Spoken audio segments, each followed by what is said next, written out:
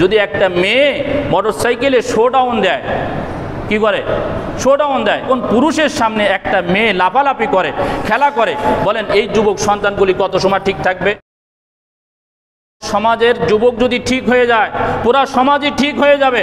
কারণ আজকের সমাজের দিকে তাকাইলে বোঝা যায়, বলেন জাহিলি যুগ তো সবচেয়ে বর্বরতার যুগ ছিল, জাহিলি যুগ তো সবচেয়ে অন্যায়ের সময় ছিল। তারপরেও কি জাহিলি যুগের থেকে একটা ইতিহাস আপনি দেখাইতে পারবেন যে স্বামীকে বেঁধে রেখে স্ত্রীকে দর্শন করার ইতিহাস জাহিলি যুগে একটা দেখাইতে পারবেন? বলেন, মার কি বলে পিতার সামনে, ছেলের সামনে মাকে দর্শন করা হচ্ছে, ভাইয়ের সামনে বোনকে দর্শন করা হচ্ছে, স্বামীকে বেঁধে রেখে স্ত্রীকে দর্শন করা হচ্ছে। বলে দিন আপনি ইতিহাসে পাতা উল্টায় দেখেন, যে যুগে সবচেয়ে বেশি বর্বরতা ছিল, যে যুগে সবচেয়ে আকাম হয়েছিল, সেই যুগেও কি এরকম আকাম আর কুকাম ছিল? তা আজকের যুবক তো জাহিলি যুগকেও হার মানিয়ে দিচ্ছে।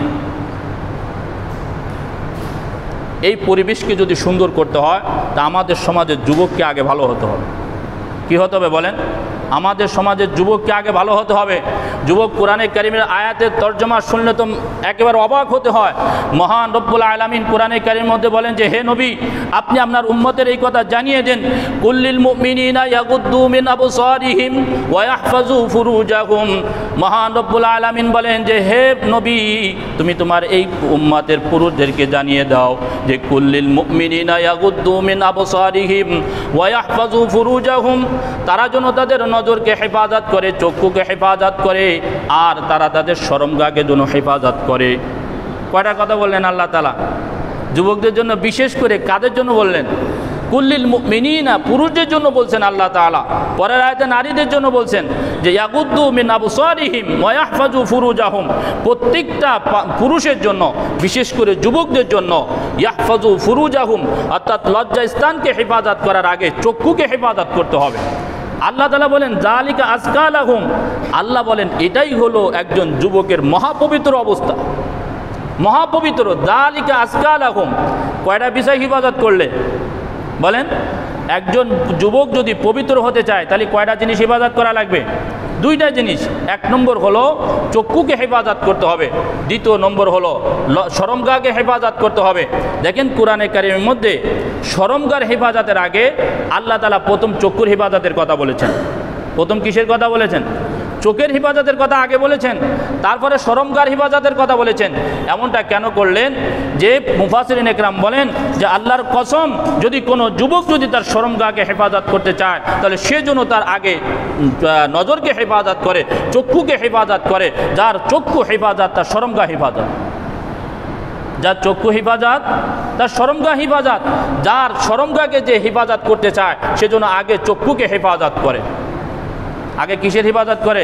চক্ষুকে হেফাজত করে। বলেন আজকে ধর্ষণ কোত্থেকে আসলো? আজকে ইফটিজিং কোত্থেকে আসলো? ওই সময় তো এসেছে যখন আমরা কোরআনের আইনকে ছেড়ে দিয়েছি, কোরআনের হুকুমকে ছেড়ে দিয়েছি।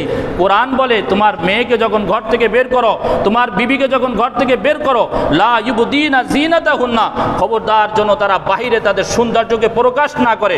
জাহিলি যুগের মতো যেন, জাহিলি যুগের মেয়েদের মতো যেন তারা বাহিরে তাদের সৌন্দর্যকে প্রকাশ না করে। বলেন তো আজকে সমাজের মেয়েরা তাদের সৌন্দর্যকে বাইরে প্রকাশ করে না ঢেকে চলে? কি বলেন? শুধু কি প্রকাশ করা? পুরা সৌন্দর্য সেজে সব কিছু অবলম্বন করে যদি একটা মেয়ে মোটরসাইকেলে শোডাউন দেয়, কি করে? শোডাউন দেয়। একটা মেয়ে যদি খেলোয়াড় হয়, ক্রিকেটার হয়, ফুটবল খেলে, তাহলে এই সমাজ থেকে আপনি যত চেষ্টা করেন কোনোদিনও কি এই ইফতিজিং আর ধর্ষণকে আপনি উঠাইতে পারবেন? কোরআন বলে এদেরকে তোমরা ঘরের ভিতরে রাখো। কোরআন বলে যখন প্রয়োজনে বের হবে তো পর্দার ভিতরে রাখো। আমরা পর্দাকে পর্দা তো নাই, বরং যখন পুরুষের সামনে একটা মেয়ে লাফালাফি করে, খেলা করে, বলেন এই যুবক সন্তানগুলি কত সময় ঠিক থাকবে? কত সময় থাকবে? এই জন্য আমরা যারা অভিভাবক সচেতন হতে হবে। আমাদের মেয়েদেরকে ঘর থেকে যখন বের করবো অবশ্যই তাদেরকে সৌন্দর্যকে আবৃত করে, আমি বোরকা পরাই, আমি স্কুল কলেজে পড়াইতে নিষেধ করছি না, আপনি মেয়েকে স্কুলে পড়ান, কলেজে পড়ান, কিন্তু শরিয়াত মেনে পড়ান। কি কি মেনে পড়ান? শরিয়াত মেনে পড়ান। আপনি বড় পর্দা বানিয়ে দেন, হিজাব পরায় দেন, বোরকা পরায় দেন। বোরকা পরায় নিজে আপনি কলেজে নিয়ে যান, অথবা আপনার ছেলের কাছে দেন, কলেজে নিয়ে যাবে, অথবা আপনি নিজে কলেজে নিয়ে যান, অথবা নিজে ভার্সিটিতে নিয়ে যান। কিন্তু আপনার একটা বড় মেয়ে, বালেগা মেয়েকে আপনি কিভাবে বেপরদেগির সাথে করে আপনি কলেজে ছেড়ে দিলেন? কিভাবে ছেড়ে দিলেন? আপনার মেয়ের কোনো কিছু হিফাজত থাকবে বলে আশা করেন? কিয়ামত পর্যন্ত সম্ভব হবে না, কিয়ামত পর্যন্ত সম্ভব হবে না। যদি কি এগুলোকে সংরক্ষণ করতে হয়, যদি মেয়ের ইজ্জতকে সংরক্ষণ করতে হয়, বিবির ইজ্জতকে যদি সংরক্ষণ করতে হয়, তাহলে কোরআন যেটা বলেছে সেটা মেনে নিতে হবে। কোরআন যেটা বলেছে সেটা মেনে নিতে হবে। এজন্য কমপক্ষে আমরা পারবো তো ইনশাআল্লাহ, যে আমরা আমাদের বিবিদেরকে পর্দা করাবো, আমরা আমাদের মেয়েদেরকে পর্দা করাবো, আমাদের নাতিপুতি যাবে তাদেরকে পর্দা করাবো, সকলকে পর্দা শেখাবো। তো দেখবেন ইনশাআল্লাহ একদিন এই সমাজ থেকে ইফটিজিং আর ধর্ষণ দূর হয়ে যাবে। কিন্তু যদি আপনি পর্দা না মানেন, যুবকদেরকে যদি চোখের হেফাজত না বোঝান, তাহলে এই সন্তানগুলি কিভাবে এই আকাম থেকে বিরত থাকবে? সম্ভব কোনোদিনও? দেখেন, আমাদের সমাজ থেকে যদি এটাকে দূর করতে হয়, আজকে আমাদের সমাজে দুইটা জিনিসের ঘাটতির কারণে আমাদের যুবকেরা বলবো দুইটা কারণে আমাদের যুবক আজকে ধর্ষণের শিকার হয়েছে। কয়টা কারণে? দুইটা কারণে। দেখেন, হাদিসের মধ্যে আসছে, আল্লাহ রসুল সাল্লাল্লাহু আলাইহি ওয়াসাল্লাম একজন সাহাবীকে 10টি নসিহাত করেছেন। 10টি নসিহাতের মধ্যে শেষ নম্বর নসিহাত হলো যে তুমি তোমার সন্তানের থেকে শাসনের হাতকে যেন উঠায় নিও না। তুমি তোমার সন্তানের থেকে শাসনের হাতকে উঠায়ও না। বলেন তো, আজকে সন্তানের কোনো শাসন আছে? কি বলেন? না দেশের পক্ষ থেকে কোনো শাসন আছে, না অভিভাবকের পক্ষ থেকে কোনো শাসন আছে। যখন এই সন্তানগুলি ওপেন ঘোরাফেরা করে, যাদের কোনো শাসনের ব্যবস্থা নাই, কোনো বিচার ব্যবস্থা নাই, তখন এই যুবকগুলির ভিতরে কি কোনো ভয় থাকবে? কি বলেন? ভয় থাকবে? এই জন্য সমাজ থেকে যদি এটাকে উঠাইতে হয়, তাহলে প্রথম নম্বর হলো বিচার ব্যবস্থা থাকতে হবে।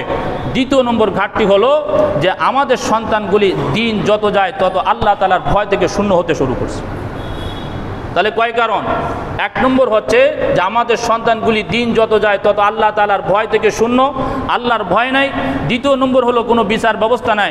একটা ছেলে দর্শন করছে, তো দর্শনের কোনো বিচার নাই, তাহলে ছেলে কি করবে? আপনি যদি একটাকে কোরআনের হুকুম অনুপাতে যথাযথ শাস্তি দেন, তাহলে বাকি যুবক সব ভয়তে, আল্লাহর ভয়তে না হলেও কবে দেশীয় ভয়তে, সমাজের ভয়তে, এই যুবক আস্তে আস্তে আস্তে আস্তে তার গুনাহ থেকে বাঁচা সহজ হবে, দর্শন থেকে বাঁচা সহজ হবে, ইফটিজিং থেকে বাঁচা সহজ হবে। কিন্তু তার তো বাঁচার কোনো উপায় নাই। এদিক থেকে নিজে বাঁচতে চায়, পরিবেশ ভালো না, কি না বলেন? পরিবেশ ভালো না। সব কিছু মিলে এর ভিতরে আমাদের ইমানকে হেফাজত করতে হবে। যদি এর ভিতর দিয়ে আমাদের ইমানকে হেফাজত করতে হয়, তাহলে প্রথম নম্বর আমার পরিবারকে, আমার সন্তানকে শিক্ষা দিতে হবে। তুমি যখন রাস্তায় বের হবা, তো তোমার নজরটাকে হেফাজত করো, তোমার শরমটাকে হেফাজত করো। আমার মেয়েকে যখন রাস্তার বাহিরে বের করব, আমার মেয়েকে যখন ঘরের বাহিরে বের করব, তাকে আমি বুরকা পরিয়ে বের করব। তার সাথে কোনো অভিভাবক রাখবো, একা একা কোনো মেয়েকে আমি বাইরে ছাড়বো না। যদি এই দুইটা জিনিসকে আমরা মেনে নিতে পারি, তাহলে দেখবেন খুব শীঘ্রই ইনশাআল্লাহ আল্লাহ তাআলা আমাদেরকে, আমাদের সন্তানদেরকে, আমাদের মেয়েদেরকে, আমাদের বিবিদেরকে সব ধরনের বেইজ্জতি থেকে হেফাজত করবেন। পারা যাবে ইনশাআল্লাহ। তো বিশেষ করে যুবক ভাইদেরকে বলতেছিলাম যে কিয়ামতের ময়দানে আল্লাহ তাআলার কাছে 5টি জিনিসের হিসাব দিতে হবে।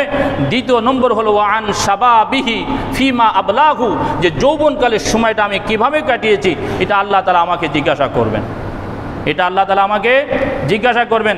দেখেন, অন্য এক হাদিসের মধ্যে আল্লাহ রাসূল সাল্লাল্লাহু আলাইহি ওয়াসাল্লাম বলেন যে ইগতানিম খামসান ক্বাবলা খামসিন,